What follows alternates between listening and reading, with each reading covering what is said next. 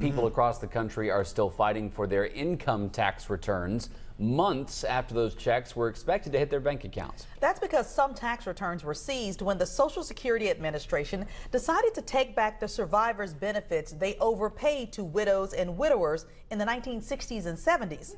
Now those people's children are being held responsible for the government's mistake. Our Melanie Torrey explains in this KLTV 7 investigation.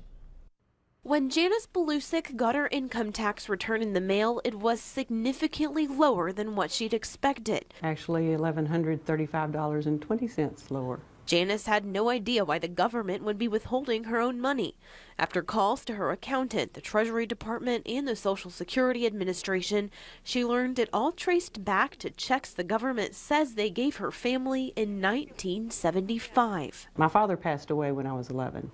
So my mother received Social Security payments, and what she did with the money to help us to do whatever, that's her business. But now it's becoming Janice's business because the government says they gave her family too much money 40 years ago, and they're taking it right out of Janice's tax return. They're claiming that I or she or somebody, I don't know, that's the whole issue. I don't know who received the money. In fact, there's a lawsuit filed in Virginia on this very issue. Tyler attorney Joe Thigpen says the problem is popping up all over the country. They are going back years and years and years trying to collect these overpayments, but there's no real authority for the proposition that they can collect from a child an overpayment to the parent. Thigpen says the SSA has stopped seizing the funds until the lawsuit is settled. People are entitled to be notified of the debt, an explanation of the debt, and how it was arrived at before they have to pay it back. What I need now is proof that they should actually keep that money in the way that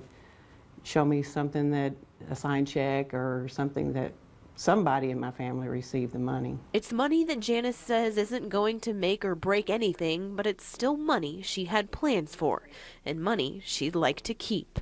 In Tyler, Melanie Torrey, KLTV 7 News. Before contacting KLTV, Janice took her complaints to the local and national Social Security offices, as well as Congressman Gomert. That finally got the government to listen. This week, Janice received a check in the mail for the rest of her withheld tax return. However, letters from the Social Security Administration tell her that she might still be asked to pay that money back at a later date.